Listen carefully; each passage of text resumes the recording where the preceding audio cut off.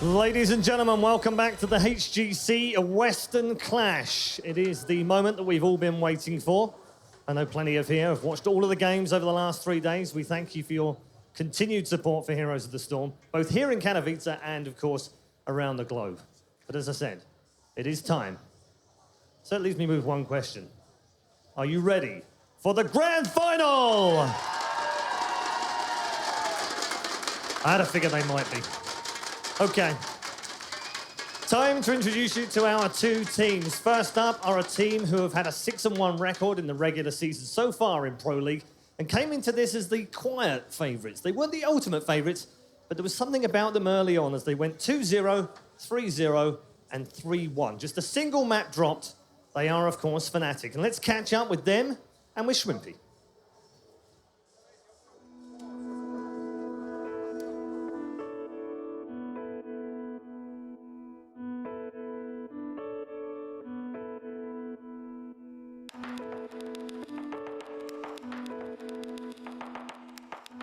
I feel really good.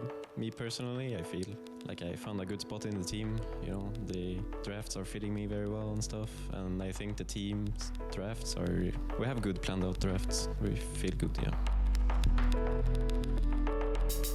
I feel like Europe is a stronger region overall. I think all our 3 teams are better than all their 3, but you know, upsets can happen and LAN is different from online. So I think EVE is gonna handle NA quite easily, but I'm not sure. I think most of the people consider us and Misfits the favorites to have in a final, and I agree with the community on that one. I think us and Misfits are most probably gonna be in the final. The event itself is amazing. I'm very excited and the stage looks better than last time, so I think it's gonna be a great event.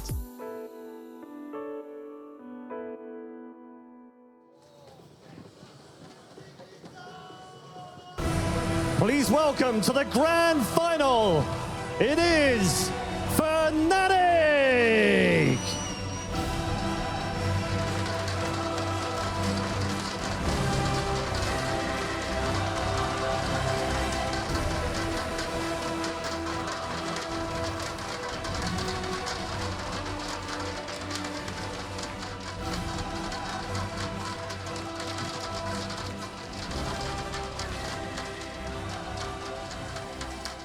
And their opponents are a team who find themselves in unfamiliar territory for the first time in 2017. Regular winners, of course, throughout 2016, but this time round have had to come from the lower bracket. They are, of course, Team Dignitas, and like every great cake, the ingredients are important, but the baker is the man that makes the cake. So let's catch up with the man that makes it work for Team Dignitas.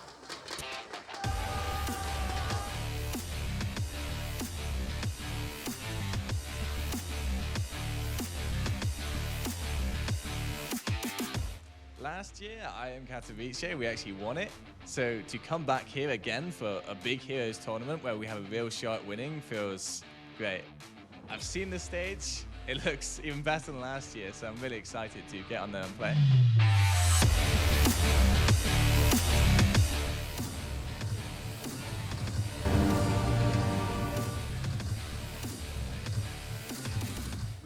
Really hard for this event. We bootcamped in Berlin in the Case King bootcamp, and that was a really positive experience for our team.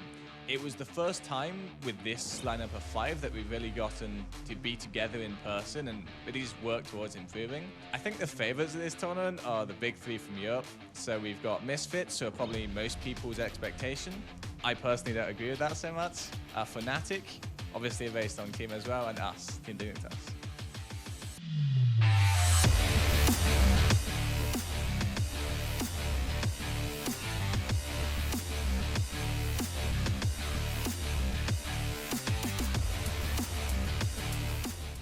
The big difference for us in this tournament is that we're bringing a coach. We recently brought on Dunktrain to try out as our coach, and so far it's been a really positive experience, and I think that's going to be the edge that we need. Please welcome to the stage for the grand final, the 2016 Katowice champions, Team Dignitas!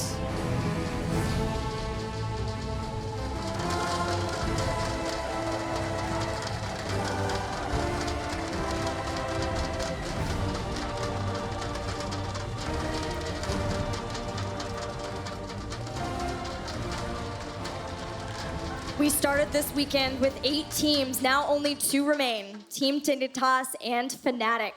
Fnatic synergy has looked unparalleled this event, only dropping 1 map. And let's be honest, they weren't even happy with that record.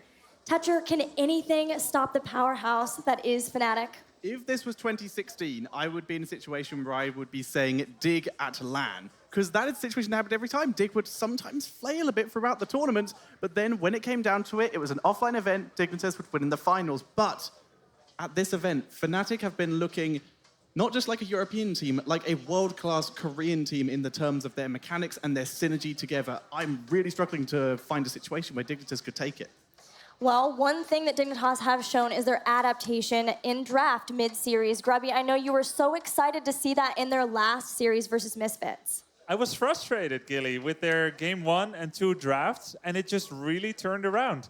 They finally unchained Menace Chromie, and they finally unchained the team spirit and the synergy and the drafting creativity that they have so desperately needed throughout not just the entire tournament here, but also the online portion. Dignitas here is different than even just yesterday. So it's going to be very cool to see them going up against still the favorite Fnatic here. Trickster, we haven't seen these 2 teams play each other since week 4 of HGC Europe.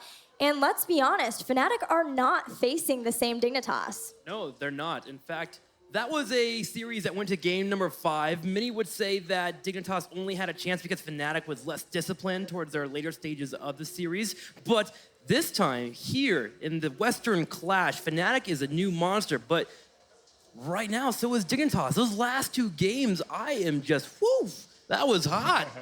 Those were so much fun to commentate, and being able to come back in that series was such an amazing moment for Dignitas. As Bakery said, they finally, just in that series, were able to come together as a team. Now, as we know, the Battlegrounds have been so influential on all of our drafts and all of our games. We head into the Battleground pool for the Heroes Global Championship and see what the first Battleground will be. Wow, Fnatic removes Battlefield of Eternity. Generally doesn't happen that much. If I had to make a prediction here, I would say Tomb of the Spider Queen. Because if Fnatic get the first pick, then they're going to absolutely want to do it. And coming in from the winners bracket, I believe they had the choice of first map. It's a map they are very exceptional on. They're going to want to take Dignitas and try and throw them off their game straight away. Yeah, they've had a couple of hiccups the last couple of times they've ran it, but it's been core rushes that just didn't work out for them. Obviously, they are wanting to go to this Battleground just to get their composure here and, you know, let themselves know, hey, we're still pretty darn good on this map. We just need to quit throwing. Grubby, any expectations for Tomb of the Spider Queen for Team Dignitas' side? Well, for Team Dignitas' side, they need to watch out for how Fnatic has been playing this map. Fnatic acts like they own the place. They just go around, they go into the other side's bruiser camps, they bully all the rotations. So Dignitas, they need to really be on point here and prepare for Fnatic's strategy here, which is always going to be in it for the long run on this map. What's suddenly very odd to think about going into Team of the Spider Queen is now both teams have revealed that they have the Chromie up their sleeve. Fnatic more so in their hand as they play it often, but now Dignitas could have that as a pickup. They've played it twice in this tournament. Yeah, Dignitas really seem to have put themselves in a situation where, like you said, yesterday they looked a little shaky in their standard style. It looks like they've just let all of their players pick the heroes that they believe are good. They're trusting each other a lot more now than it looked like they did 2 days ago. And as such, like you said, that's shown the Chromie, which is a big weapon in Fnatic's arsenal. It's so flexible to not only be able to ban Chromie away, but also to pick her away. You need that kind of flexibility to counter a very lethal weapon of the other team. That is great to see. Even Kael'thas. We've seen Maida run Kael'thas twice and been really good on it both times. The Medivh banned out. He has shown absolute dominance at this tournament so far. Dignitas just getting it out the way. They do not want to deal with it. Medivh pairs up awesomely with Varian. And this is something that Fnatic has been running a lot. And he also covers the major weakness of Lucio, another one of Fnatic's spirit animals here. Well, Malfurion being looked at as a ban for Fnatic. Team Dignitas has shown time and time again that if they get that first pick, they'll take it. He has an insane win rate, a strong foundation for those teams, so Malfurion could be the ban. Dignitas on the other side, will be able to pick whatever they would like. Now, the question is, do they move into Tassadar? It feels like Tassadar has actually started to be forgotten about in the last 24 hours for our teams. Yeah, he was almost permaban at the start of the tournament, but right now he's fallen all the way down. But we do in fact see the Malfurion banned out. It's Ragnaros first, getting that in for Xaylia. Xaylia played an amazing Ragnaros in the last series against Misfits. His Sulfuras smashes from Molten Core, coming away from downtown and hitting and finishing off Assassins with 30% life. Great prediction skills, and he really found a great solo laner that can apply so much pressure, more than what he has been able to achieve with Zeratul. Well, our next couple of picks are available for Fnatic. Varian has to be a serious question for our teams. He's been incredibly strong in the last few rounds for all of our matchups. The setup potential is too good to pass up, especially for the case of giving it back to Dignitas. Suddenly you have the Engage into the Sulfura Smash and you have an unlimited member. So Fnatic has to be thinking about that pickup for the first couple of slots. And they're running down the entirety of the time pool, and who can blame them? This is the grand finals. They want to make sure everything is considered. But like you said, they definitely have their priorities here, support being one of them to try and lower Bakery's options, although Bakery's shown currently that he has one more option than any of the other teams have shown in the form of that Tyrande. But for now, it's standard from the side of Fnatic with the Rhaegar, but Valor, on the other hand, a little bit less standard. It has been fairly standard for Fnatic to go Vala on Tuba the Spider Queen, because in their minds, they always take it to level 20, if not level 25. Yes. And Vala with Farflight Quiver at level 20 becomes such a bully. She gets 2.2 extra range, and she can pretty much get free auto attacks in all the time. This is actually very similar to the draft that we had earlier today, where Fnatic did play on this battleground. They started with Vala, went into Rhaegar, and the next couple of slots was Johanna and Chromie. They love that setup to be able to have that foundation. So Dignitas needs to be thinking about that as we move into the next ban phase. You take out Johanna, you can start to take away that Chromie pick. But also, you can just straight up ban out Chromie. So many options available here for Dignitas if they paid attention to the draft earlier. Yeah, Dignitas can't pick away Chromie anymore, as once again we're seeing them go down that preferential picks. Jaina was available, yet Mayna has been allowed the Kael'thas. And now we see Fnatic removing that Lucio once again, targeting down Bakery, removing his supports here, lowering his options. There's still plenty of great options left. The Karazim, we have the Brightwing. Question is, which one will work with the comp Dignitas plans to run? To be honest, I must admit to some ignorance here why Fnatic would remove Lucio. Team Dignitas went for a triple assassin opener here. And Lucio, generally, he escorts a double front line fairly well. He also doesn't have Cleanse. Cleanse is very important against Chromie. So why is Fnatic removing Lucio at this juncture? An excellent question, Grubby. I do not know the answer. Maybe they're not planning on going for any crowd control at all. No stuns. They might be looking to play something like Tyrael Tassadar next. That would be a show. That would be very interesting to see. We'll have to keep an eye on that, as it is now Fnatic's turn to pick. You mentioned earlier that they have Farflight Quiver, so they've set themselves up for, even if they want to, the versatility. We saw them earlier run a Tassadar with Archon and Bloodlust and run it that way with the Valor as one of their main damage dealers. They could go that way again. There is the Chromie, and like it was called earlier by you guys, the Johanna.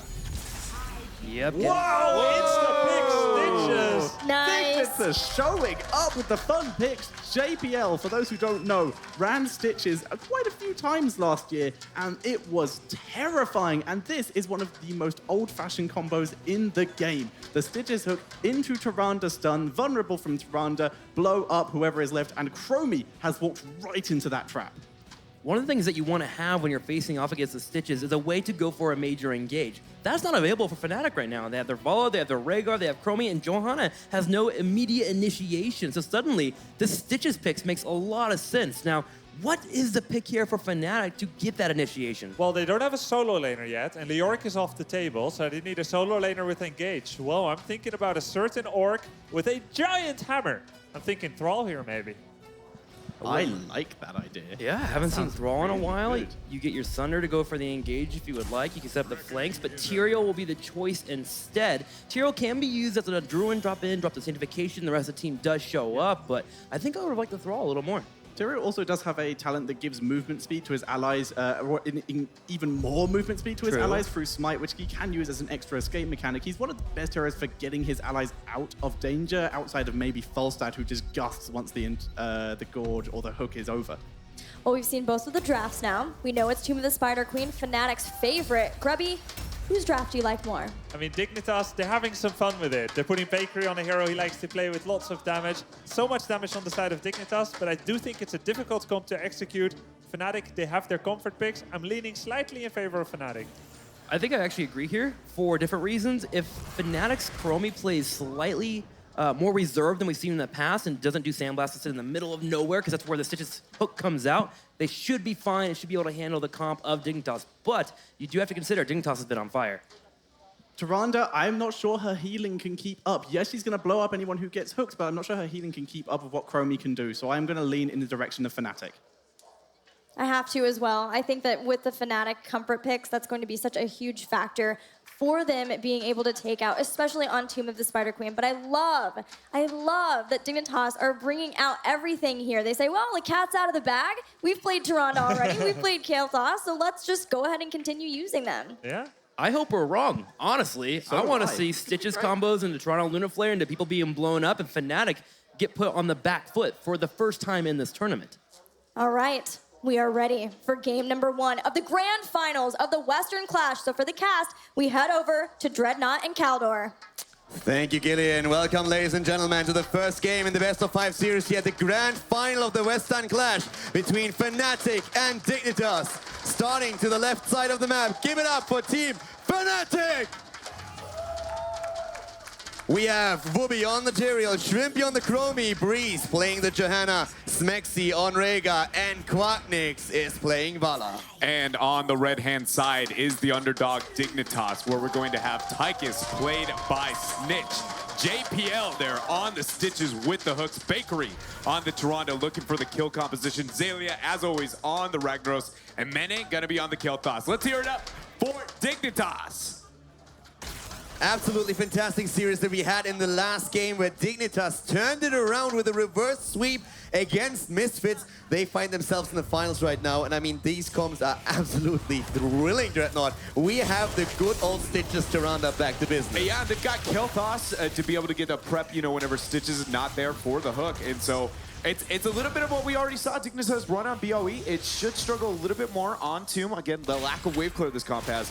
But if we see Dig get these early kills, Fnatic, you know, might be on the back foot. Yeah, and you know, actually, I think looking at this set for Fnatic, especially Shrimpy has to show up here. He's playing on the Chromie. We need him on the damage. If Shrimpy is not able to get good value out of Chromie, it's going to be a rough game for Fnatic. Yeah, and I really feel like on the side of Dignitas, if anybody's got to be the playmaker, it goes to Mene. He's got to follow up on Stitch's hooks. He's got to prep it for Bakery to get the Lunar Flare. A lot of it's going to come down to him and just his wave clear map manipulation. Yeah, and Mene wanted to play the Kael'thas. We saw him earlier already once, but he was begging to play that hero. And whenever you talk to him, he's always immediately, at least on Tomb, give me Kael'thas. I'm going to bring him back. I'm showing everyone how good he actually is. And we do see him changing up his build a bit. There's going to be the hook combo. The first one, Lunar Flare lands. Will Breeze make it out? The kill and first blood is going over to Dignitas. The follow-up is immediately there, and Johanna does not get away. Breeze deciding in this game to actually head into the Regeneration Master. You don't see that all that often, but this map, of course, is absolutely perfect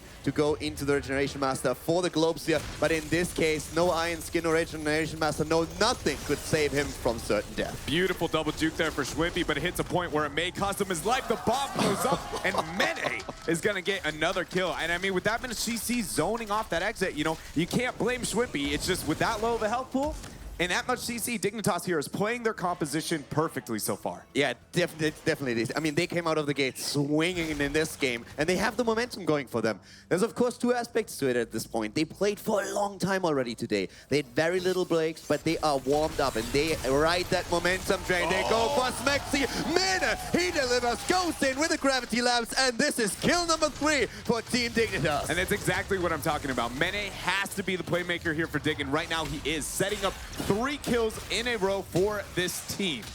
Absolutely fantastic play at the start. Both of the teams at level 4 right now.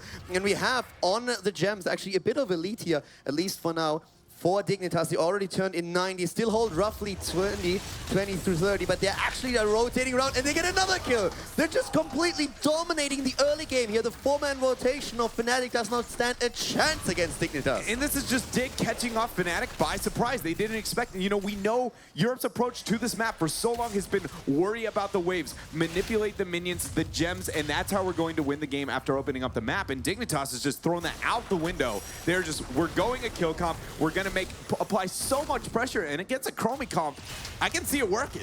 Yeah, definitely. I mean, so far they are already a level ahead. They're doing well with the turn-in. Fnatic has not been able to turn in a single gem. They are holding nearly 50. They could get that turn-in if they can manage to get a few kills here. But up to this point, this has been the show of Team Dignitas. Yeah, it very much has. You know, some adjustments when it comes to the kill thought since the last time we saw it is actually moving at level 1 into that mana addict. The survivability, when that's completed, we're sitting at 50% right now. It will be the defensibility of you know, the 1v1 capabilities really of Mene is going to be insane as the game moves on. And of course now with nearly a level lead, once again the hook thrown out immediately. Bakery is there with a stun attempt, but this is Fnatic's time. They're trying to turn it around before the web weavers are down. They don't get a kill, they don't get enough damage in, and now they have to face the music.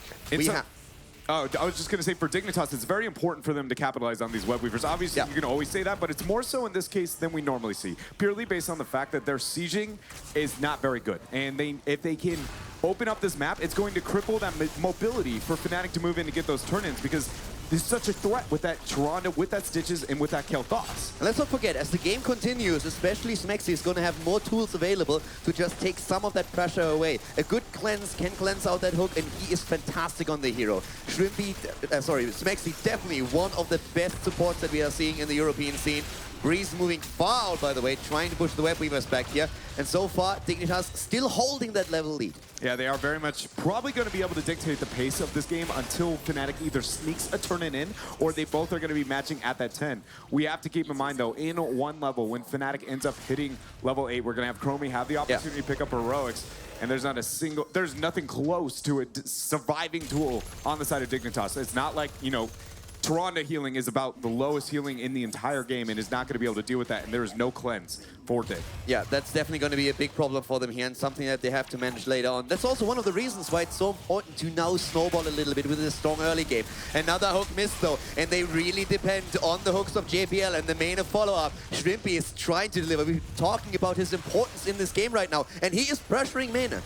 Yeah, he very much is, and JPL, it's always, you know, so amazing to be able to see him on the Stitches. He feels like out of the European scene, you know, he's always kept this hero in his arsenal. I remember the first time I ever got to see him play, it was on the Stitches, and he made it just, he put the fear in all of Europe, it seemed like, for a long time, and it doesn't even really matter the map. And if he keeps up this tempo, I'm amazed to say Dig might have a shot in this. Talking about tempo, temporal loop, and the kill against Celia. It's the first kill for Fnatic. They're moving in just before we see level 10 for Team Dignitas. Great play here by Fnatic, and a good pick-off here by Shrimpy. This is exactly what he needs to do for his team. It's beautiful to see how this is going to play out, especially as this game moves on. It's who gets the better engagement, right? We saw this situation is going to be the temporal loop, and a lot of times that will be.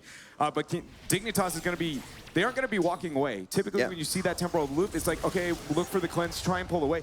Dignitas only has the go button as a counter engagement. It's going blow for blow in those type of situations. And with this 10, this web weaver shouldn't make that much happen on the side of Fnatic. But it buys a little bit of time for Fnatic at least. They were willing to turn in here just to get some experience, to push the lanes back. And I feel it was really important to them to relieve the pressure that Dignitas is building up. Yeah, and it's almost a stop of momentum as well, because I promise, if you are sitting in the hands of Dignitas right now and you've got that, you know, 4 kills very early on, you are feeling so good because you took a risk in a comp, and for a moment, it's looking like this is going to work out. And there's also another big thing that we have to talk about. Just think once again about the Starfall and the Phoenix combo. If you fight in a fight in a death zone where you can drop both of these ults, that's lights out. Yeah, and Sanctification should be able to help a little bit, but if that's going to be off cooldown, there are very few tools. There's going to be another loop, and Zalia with the cheeky Molten Core is going to get out. Yeah, that was a really close call. That looked for a moment like he would be pulled out there, but he's able to escape, and of course, with the Molten Core, now also able to deep push that lane. Fnatic heading into their own level 10 though, where they will finally have access to the heroic abilities. Yeah, we'll see where they move with that. It looks like they're gonna try and apply some pressure here into the bottom lane. Looking at the gem status here, both teams are just about within reach of a turn-in. So you can expect that fight around there. And with Bile, Phoenix, and Starfall, the zoning heroics, if Fnatic try and takes that fight, it's going to be a tough one. Dignitas is definitely having some fun at this point. Once again, the hook, but of course, Breeze through the Iron Skin, he's ready. Here comes JPL, dropping the Bile, moving in. Phoenix is down. The Ancestral is saving. Oh my god. He's actually able to get out of that booby with a quick sanctification. The Ancestral goes through and Fnatic walks away. He does keep himself alive, but that is not what Fnatic wants when it comes to this composition. There goes a combo directly onto him. Are they going to be able to keep him up? The cleanse is there. Wubby survives. Great job from Breeze to get that peel. But there's the Spear Smash. Quackness goes down. My goodness. Fnatic is pressured every single step of the way. Dignitas is everywhere. They throw it down. The Owl even hitting Tyrael and nearly taking him down. So we have once again Bakery absolutely on point. Everyone is just playing out of their mind right now. In the composition for Dignitas is not only so high risk, it's hard to execute properly because the map manipulation that Fnatic should be able to gain as this game moves on should cripple the movements, but Dignitas has just gone so flawless with their stacking of CC. It's just amazing. I haven't seen a composition work like this for a very long time. Like, I'm at least 6 to 8 months when it comes to this map, and we're gonna have another engage. Most important thing for Fnatic, stay calm, wait for your opportunity. Make sure that you're not getting hit by these hooks. And of course, Smexy, always in the back for his team. We need that damage of Shrimpy that we've been talking about, but Mena is playing a fantastic game so far. Always following up these hooks, following up the stuns, making sure that there's a quick damage input in there. Also great zoning with the Phoenix a little bit earlier here. It's a battle of two mages at this point. And we have once again the Phoenix being dropped to break through the wall with the Web Weavers of Dignitas. After this mid Web Weaver takes a bit of damage, I would really like to see Dignitas rotate top rather than keeping the pressure on the keeps. I kind of understand the thought process because they want to end the game as soon as possible. Their comp will fall off, but opening the map, getting rid of that top fort is going to, again, provide so much vision control and, like, not even counting Tyrannus Owls, what that's going to provide. Dignitas should be able to know every time Fnatic is looking for anything on the map once this falls. And if they can stop that next turn-in with this huge advantage they managed to pick up, I'm starting to believe in this comp. You know, I'm starting to believe in Dignitas' draft here. This is a 2.5 level lead that they're running right now. They're 5-1 in kills, and they're just dictating the pace of it. They just move up top. And what is Fnatic going to do? They can't really face them here. They're not going to risk that, especially with their heroic abilities already off cooldown, with the exception of Phoenix. They just move down to the bottom, try to get a turn in here, and they will be able to complete that. But right now, Fnatic is looking a little bit lost. They very much are, you know, and when you had the, we talked about their series, now they're sitting at, what is it? Only dropping one game throughout this entire tournament. I think having almost half the games that Dignitas has played through this tournament. Zalia getting caught out. This is going to be worse. Oh, could not be worse timing here. There's going to be the Sanct. Yeah, sank this down, and also Bala was able to escape Rega as well. Ancestral goes through. Well done, but Breeze is in trouble. He's down, and in a 4 versus 5, we see Dignitas turn the fight around. Like, what's happening here, I don't know, because the thing is it wasn't even like it was like, okay, well, Ragnaros goes down, and then they blow somebody up, and you're like, I get that. That's what their comp was made to do. Everybody's health on the side of Fnatic was significantly lower here than Dignitas. Like, Fnatic even win these, obviously there's a stat advantage because of levels and a talent tier advantage as well, but is Fnatic gonna even have an opportunity to take a reasonable fight in this game? After watching that, I'm beginning to think they won't. Yeah, one of the problems that they have is just how do they close that gap in experience? We've been talking about level 13 talents, now we're looking at 16 in just a moment. How do you close that gap? The worst case is that the fact that they just finished a turn-in, they wasted a majority of their gems, don't have enough for a turn-in, and they're yet to get a fort. And think about where we're coming from. We're coming from the losers bracket where Dignitas had such a huge problem going through Team 8, going through Misfits. All of a sudden, they're in the final. They're about to win map number 2. If this trend continues, this is just insane. Dignitas is turning into a completely different beast here. And now the boss being taunted, Fnatic ends up stopping it. Keep in mind, 16 talent tier for Dig. We still should have the fishing hook up. See if they get it over the wall here. JPL questioning if he wants to throw it out. Boss now has been leashed. So it looks like Dignitas doesn't want to take this risk, even with the 3-level advantage. I honestly thought they were going to take it. We have the fishing hook now on the side of Stitches as well. Yeah, it's about to, you know, Shrimpy, JPL was already on point with all these hooks the entire time. Now with the fishing hook, this is even getting worse. And let's talk about Mena for a moment. He's currently going into the double flick strike here, so we are having him run the Fury of the Sunwell now. That's going to even add to the trouble that Fnatic has. And slowly and steadily, they're also shutting the Chromie out. She can't really do too much at this point. No, she very much can't. And, you know, she's also having difficulty just standing still with that fishing hook coming into play, right? It's not nearly as drastic, but a prime... something to compare to would be like Sergeant Hammer. You know, you don't feel comfortable being on that hero because you're so immobile. Chromie Combo does the exact same thing. She's going to stand still for like a second. And I mean, don't get me wrong, he's able to get out the damage. He's currently the highest damage in the game. The problem is there is no kill pressure connected with it. Yes. Yeah, I mean, and that was the argument when Chromie originally released, right? And she saw very little play. It's like, your numbers are amazing, but if you aren't killing anything, who really cares? It's kind of, you know, inflated numbers by default because she has such insane poke. Look at this. They're just moving through the keep like it's nothing. And Fnatic has to sit there and take it because they have no opportunity of moving in and taking a fight. And they're just now going to move on to the bottom. I mean, without that 16 talent here, this is crippling. And it's sieging or defending against the Stitches is about one of the hardest things to do in the entire game. You know, the only hero it gets worse with is probably, I'm going to say, a Molten Core Ragnaros. This is about the only other hero it gets more difficult with. Bile's going to be dropped. Dignitas wants this keep. And there's the Starfall. Starfall is in. A Fury of the Sun will activating, and after taking down the keep in the mid lane, Dignitas takes the one at the bottom as well. Fnatic has been incredibly dominant throughout the entire tournament, and they're just getting slapped around in the first game of the grand final. Yeah, I mean, they legitimately have almost nearly half the games played because Dignitas has struggled there through the losers bracket, and Fnatic has had such a dominant tournament. I can only imagine the thought process here of Fnatic. You know, they were so confident going into this game. I guarantee they saw this draft and they're like, ha, nice try, Dig's giving up. And now they're just getting, they're not struggling, they are getting bodied so far in this game. 6-2 in kills, 3 level lead, 2 keep advantage, pre-15 here for Dig. All right, let's come back to Fnatic here for a moment. They're close to 16. This is really the moment where they have to start making plays. They're down 2 keeps. It could not really be much worse. I mean, there's 1 keep alive at the top lane. Let's forget about that for a moment. But once they hit the same talent here, they need to look for a fight. They need to look for an opportunity to put pressure on Dignitas, take a few structures, and Dignitas is having none of it so far. They're actually just moving in and going for the boss here, even though level 16 is now on the board. They see, of course, in the mid lane 2 heroes. They know exactly what the hell? What? By getting, that boss was so risky, but then they just blind hooked the holy ground. Breeze is gonna move in. He's got the condemned. The lunar flare goes down. Breeze dies. The boss is down in the hands of you Diggs. kidding me? No. Jay turns around, gets the blind hook against Tyrell. They blow him to pieces. No chance whatsoever. Mena immediately connects with the gravity lapse. Sulfuras comes out. They blow him apart. And now all of a sudden, what just looked like an opportunity for Fnatic to finally maybe come back into this is turning into a 3-level lead, nearly level 20. A boss rushing through the top lane. And JPL just throwing hooks all day, every day. Dignitas isn't done. They're going to get this. I think they're looking for core. They have pressure through mid lane right now. They have catapults. This will give them the 20 advantage, not after the keep, but after that turret. And that is going to put them with Johanna up. Chad, what's happening here? The stars are aligning with that. There's going to be the Molten Core. Dignitas, 3.5 level lead. They have the boss. They're looking towards the core.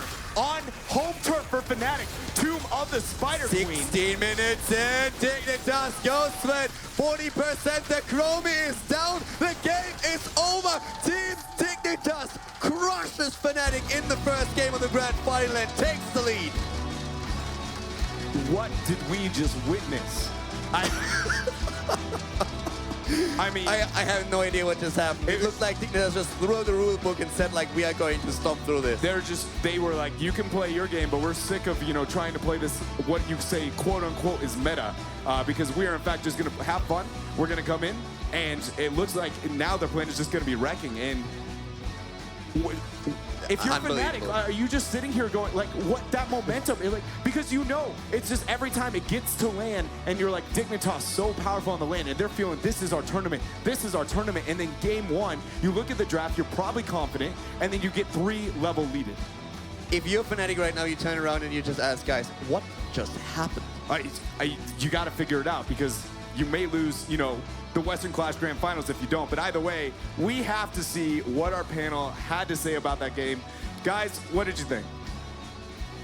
I think that was a crazy game. Team Dignitas, 3-level leading Fnatic on home turf, just like Dreadnought said.